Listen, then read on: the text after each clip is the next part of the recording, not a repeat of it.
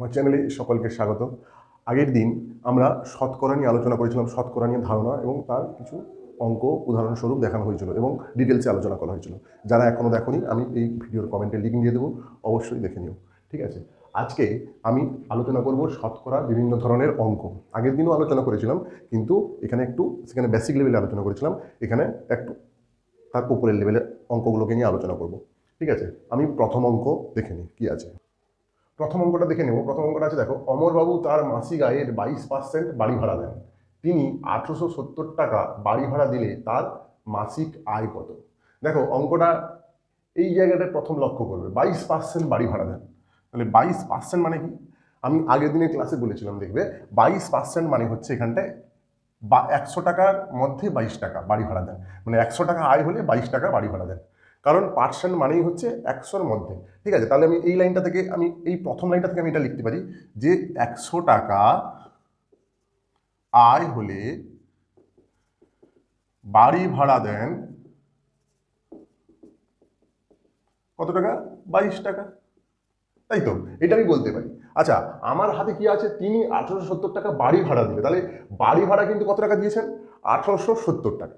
ঠিক আছে, তাহলে তার মাসিক আয় কত? তাহলে আমাকে নিজেকে নিয়ে জিজ্ঞেস করতে হবে যে 100 টাকা আয় হলে যদি 22 টাকা বাড়ি ভাড়া দেন, 1870 টাকা বাড়ি ভাড়া হলে তাহলে বাড়ি ভাড়ার জায়গাটা কোথায়? এখানটায়। কেন বাড়ি ভাড়ার ডাটাটাকে আমি এদিকে লিখেছি, তাহলে আমাকে এটাকে উল্টে লিখতে হবে, কারণ আমাকে ঐকিক নিয়মের মাধ্যমে অঙ্কটা করবো। এখানটায় শতকরা কাজে লাগিয়ে ঐকিক নিয়মের মাধ্যমে আমি এই ভাষাটাকে এই লাইনে লিখলাম যে অমরবাবু তার মাসিক আয়ের 22% বাড়ি ভাড়া দেন, মানে কি 100 টাকা আয় হলে বাড়ি ভাড়া দেন 22 টাকা। তাহলে আমি ঘুরিয়ে লিখবো 22 টাকা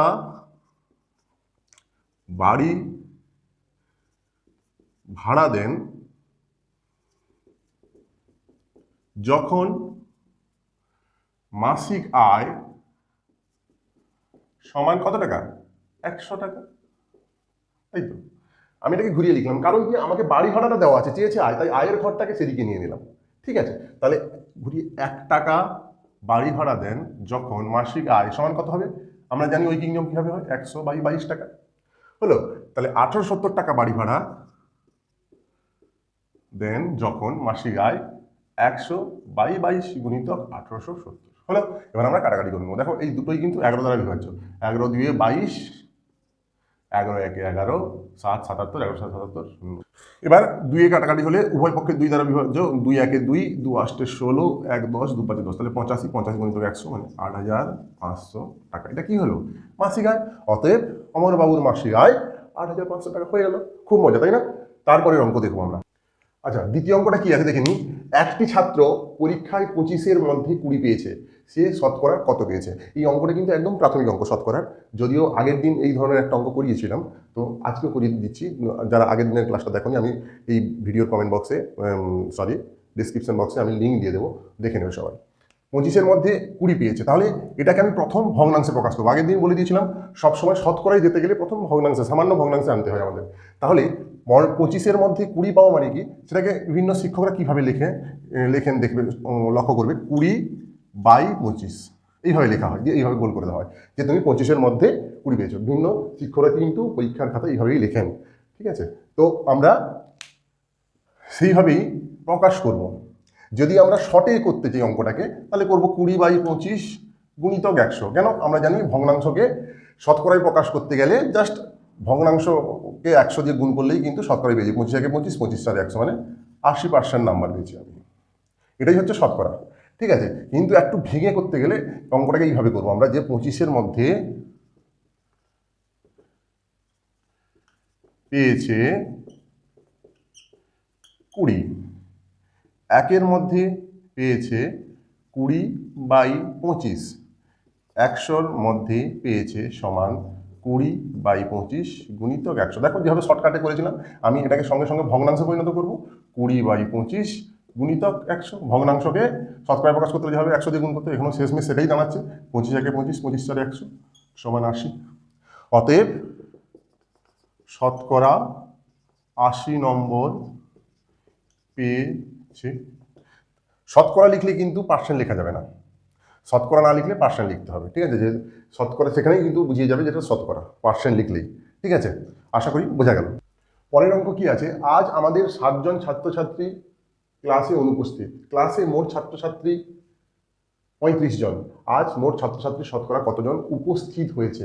আচ্ছা, এখানে দেওয়া আছে কিন্তু 60 জন ছাত্রছাত্রী ক্লাসে অনুপস্থিত। চেয়েছে কতজন উপস্থিত হয়েছে, শুধু উপস্থিত হয়েছে কতজন নয়, শতকরা কতজন উপস্থিত হয়েছে। এবার আমার কাছে মোট ছাত্রছাত্রী কতজন আছে? 35 জন। এবার 35 জনের মধ্যে 60 জন অনুপস্থিত, তাহলে উপস্থিত কতজন? তোমাকে কিন্তু ছোটবেলায় ফিরে যেতে হবে। ছোটবেলায় যেরকম করতে কতজন উপস্থিত আছে বের করবো আমি, জাস্ট কতজন উপস্থিত, শতকরাটা পরের কথা, আগে আমি বের করব কতজন উপস্থিত আছে। তাহলে লিখবো মোট ছাত্রছাত্রী, মোট ছাত্রছাত্রী সমান 35 জন, অনুপস্থিত ছাত্রছাত্রী সমান 7 জন। আমাকে যদি চাইতো শতকরা কতজন অনুপস্থিত আছে, তাহলে কিন্তু আমি উপস্থিত ছাত্রছাত্রীর সংখ্যা কেন বের করতে যাবো? আমি করতামই না। এইখান থেকেই আমি ভগ্নাংশ বের করে 7/35 করে গুণিতক 100 করে দিলে শতকরা পেয়ে যেতাম, কারণ ভগ্নাংশকে আমরা জানি 100 দ্বারা গুণ করলে শতকরাই পেয়ে যাই। তো এখানেও তখন 7/35 করে দিতাম। আগের অঙ্কটায় যেরকম 20/25 করেছিলাম, এখানেও সেরকম 7/35 করে দিতাম। 7/35 গুণিতক 100 করে দিলে হয়ে যেত। এখানে কিন্তু তোমাকে চেয়েছে উপস্থিত কত, তাহলে উপস্থিত ছাত্রছাত্রী সমান, অতএব উপস্থিত ছাত্রছাত্রী সমান 35 বিযুক্ত 7 জন সমান 28 জন। ঠিক আছে, তাহলে আমার কি হলো, 35 জনের মধ্যে 28 জন হচ্ছে কি, 28 জন আছে উপস্থিত। তাহলে শতকরা উপস্থিত ছাত্রছাত্রী সমান, আমি এটাকে ভগ্নাংশে পরিণত করবো। উপস্থিত ছাত্রছাত্রী কত? 28 জন। কত জনের মধ্যে? 35 জনের মধ্যে। তাহলে 35টাকে নিচে লিখে দেবো, উপরে 28। ভগ্নাংশে প্রকাশ করছি, 100 দ্বারা গুণ করছি, তাহলে শতকরা হয়ে যাচ্ছে। এই যে শতকরা, আগে শুধু উপস্থিত ছাত্রছাত্রীর সংখ্যা ছিল, এখন শতকরা উপস্থিত ছাত্রছাত্রীর সংখ্যা, তাই 100 দ্বারা গুণ করলেই কিন্তু পেয়ে যাবো। তাহলে 5 7 35, 5 2 10, 5 0 0, 7 4 28, 20 4 80 জন হয়ে গেল। তাহলে শতকরা উপস্থিত ছাত্রছাত্রী 80 জন, বা উপস্থিত ছাত্রছাত্রী 80% লিখে দিলেই হবে। পরের অঙ্কটা দেখে নিই। আমাদের পাড়ার গ্রন্থাগারে 2100টি বই ছিল, আরও 30% বই কেনা হলো, এখন গ্রন্থাগারে বইয়ের সংখ্যা কত? দেখো এই অঙ্কটা কি হবে, তাহলে মোট বই আমার কাছে কত আছে? মোট বই সমান 2100টি। ওকে, এবার বলা আছে আরও 30% বই কেনা হলো, তাহলে বই কেনা হলো সমান বলেছে কি, আরও 30% বই কেনা হলো। তোমাকে ভাবতে হবে কিন্তু ওই যে মোট বই ছিল সেই বইয়ের 30%, নাহলে তো 30%-এর কোনো ভ্যালু নেই। 30% বলতে কি, টোটাল বইয়ের 30% বই কেনা হচ্ছে। তাহলে এই যে বই এর কথাটা বলছি, ওই জন্য কি হবে, গুণ হয়ে বের করতে হবে 2100 গুণিতক 30/100। 30% মানে 30/100, কেন পার্সেন্ট মানে 1/100 বা গুণিতক 1/100 বলা হয়, তাই তো। তাহলে 2100টি বইয়ের 30% এটা কেনা হলো, আগে ছিল কত? 2100টি, তাহলে এখন হলো কত? আচ্ছা, 0 0 কাটলো, 3 0 0, 3 1 3, 3 2 6, এটা কিন্তু কেনা হয়েছে। তাহলে এই সংখ্যক বইটা বেড়েছে, আগে ছিল 2100টি, এখন হলো 630টি বই বেড়ে গেল। তাহলে এখন বই সমান, বইয়ের সংখ্যা সমান 2100 প্লাস 630 সমান 2730টি বই। একদম সহজ, খুব মজা, তাই না? পরের অঙ্কের দিকে তাকাই। 300 মিলিলিটার কমলালেবুর শরবতে 18% কমলালেবুর রস দেওয়া হলো, শরবতে কত মিলিলিটার কমলালেবুর রস আছে? তাহলে মোট শরবতের পরিমাণ কত? 300 মিলিলিটার, তার 18% কমলালেবুর রস দেওয়া হলো। তাহলে আমি প্রথমেই লিখব মোট শরবত সমান 300 মিলিলিটার। 300 মিলি লিখলাম, 300 মিলিলিটার। এবার ওই কমলালেবুর শরবতের মধ্যে 18% কমলালেবুর রস আছে, তাহলে কমলালেবুর রস আছে কত? কমলালেবুর রস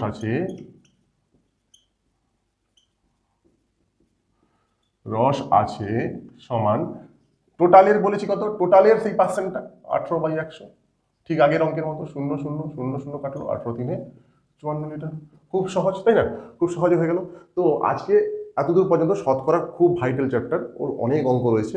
তো দুটো ক্লাস করালাম শতকরা নিয়ে, আরও করাবো। এর পরের ক্লাসগুলো অবশ্যই ফলো করবে। আজকের মতো এইটুকুই, পরের ভিডিওতে আবার।